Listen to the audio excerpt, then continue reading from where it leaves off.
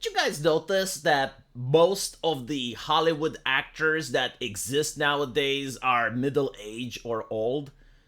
I mean, when they casted the last Indiana Jones movie, Harrison Ford was too old for an action movie. I mean, when he swings the whip, it does look like elderly abuse. Like, why would they cast such an elderly person in an action movie role? And you look at Keanu Reeves, and it's the same thing. Like, the man is starting to age, and they keep casting him in action movies. Now, when I was a kid, I remember watching action movies, and you had Van Damme, you had Arnold Schwarzenegger, you had Sylvester Stallone, you had Jackie Chan.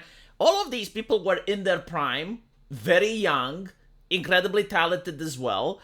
And everyone talked about them. Like, people had posters with them in their room. They were very popular. Nowadays, people just watch VTubers, like myself. But what am I going with this? I think that most Hollywood actors have significantly lost in popularity. I think that people don't even watch the Oscars anymore. And even Hollywood itself is not the brand that it used to be. And part of the problem is right here. Look, I mean, I'm white, I'm privileged, I'm middle class, and I'm white, I'm privileged, I'm middle class. And I'm wondering, okay, well, this is a Hollywood actress.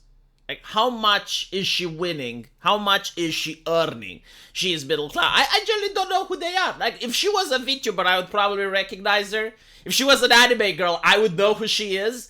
I would probably even know the voice actress of the anime girl, but I have absolutely no clue who this person is. So I had to Google it. Apparently, her name is Kate Blanchett, and she is worth $95 million, and she is middle class. And she is also completely disconnected and detached from reality.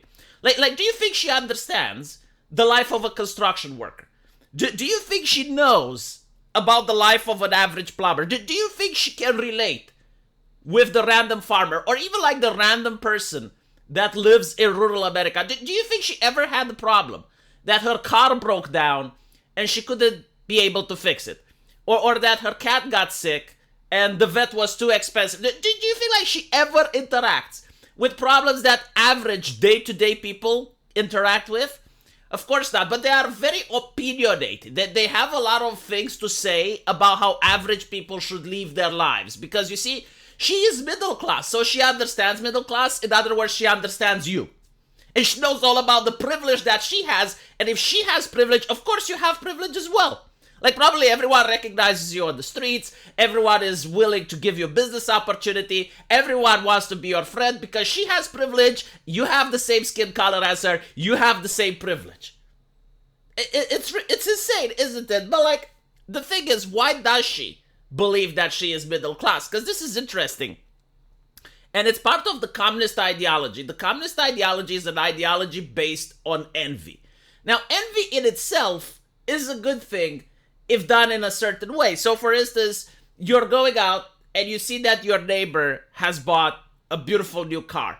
And you're thinking, wow, I wish I had something like that. How can I get one?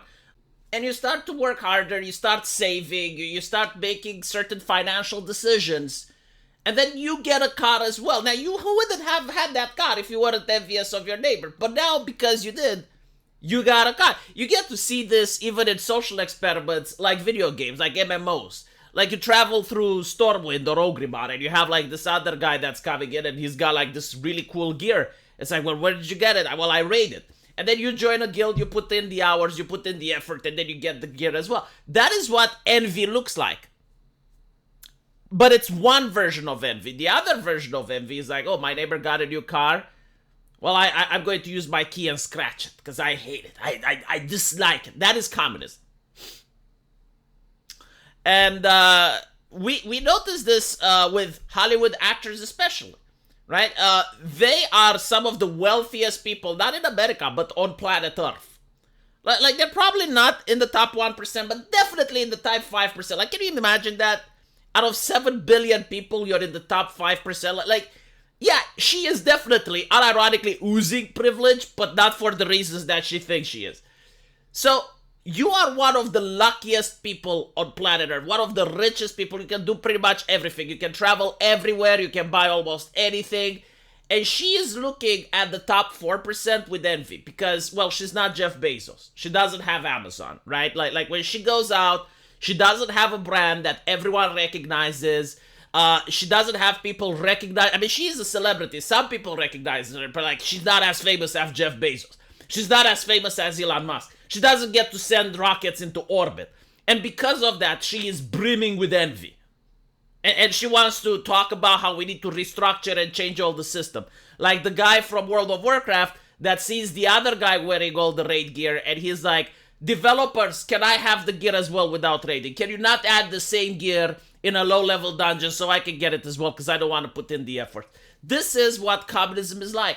At least the ideology, the mentality. And you can call it different things. You can call it gender studies. You can call it woke ideology. You can call it many things, but at the end of the day, what it does is it makes people who aren't as rich as you completely disgusted by your opinions.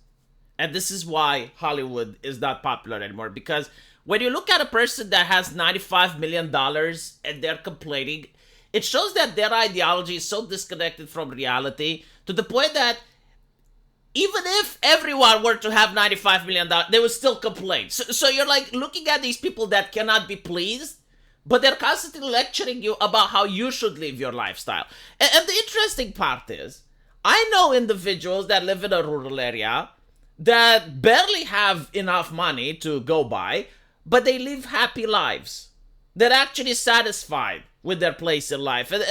And you know, like at the end of the day, I genuinely want to be happy. So you're looking at it, well, maybe materialism isn't what makes you happy. Maybe if even having $95 billion is not enough to make you happy, maybe just hoarding cash, hoarding wealth is not the way.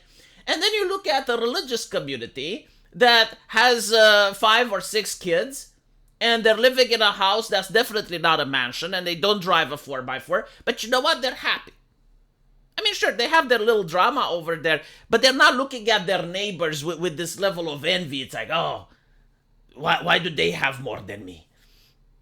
I mean, I'm just saying, you know, and by the way, when it comes to another thing that they do is they play word games. So, like, what does it mean to be poor? What does it mean to be wealthy? Like, it's very subjective. They don't really like to ground these things into something objective. And for instance, my definition of being poor is when you have to go to the supermarket and you need to make a shopping list from home, mathematically calculated to the dollar because you can't afford more. And when you reach the cashier, you're already nervous and you're looking where the fire exit is at. So in case the cashier says, I'm sorry, sir, that will be $20 extra, you need to dart in towards the fire exit because of the shame, because you don't have $20 extra. That's when you're poor. Now, you can also be extremely poor when you have to worry about not being able to pay the bills. So besides that thing at the supermarket, we now add an extra layer when you're considering, the electricity bill is coming, the mortgage is coming, I really don't have money to pay. What do I do? Where do I get money? Can I call some of my friends in order to lend money? Like, that's when you're extremely poor. And of course, you're dirt poor when you don't even have a place to stay.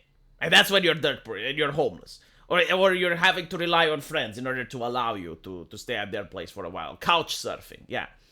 Do you think this lady experienced any of these 3 stages of poverty?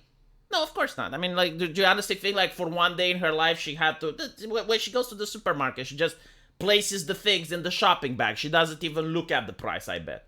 She just goes to the supermarket, and it's not like how expensive it is. It's like, do I like it or not? And that thing can be like $5,000. She doesn't care. She puts it in. That's what I think. But like, again, she's like, she's middle class. Sure. I mean, that's what middle class people do. All of them. But I think this is why people don't like Hollywood actors. The complete disconnect from reality. And on top of the disconnect from reality, completely different values than everyone else. Completely, like, they're putting emphasis and they're putting worth on stuff that other people don't put. So people just can't relate with that. It's like a completely different lifestyle. It's like a completely different person.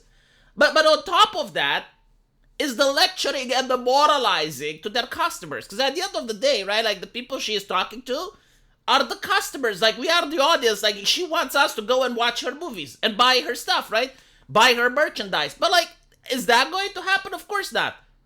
Why would I want to pay for someone to lecture me when they're not even part of my family and they have completely different values than I do?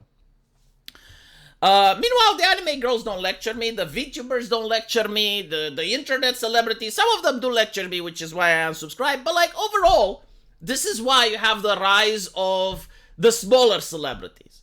Like, there's a lot more people now that know what the Gargura is than they know what Kate Blanchett is. I'm willing to bet. Let me know what you guys think, and as usual, I will see you in the comment section. Take care.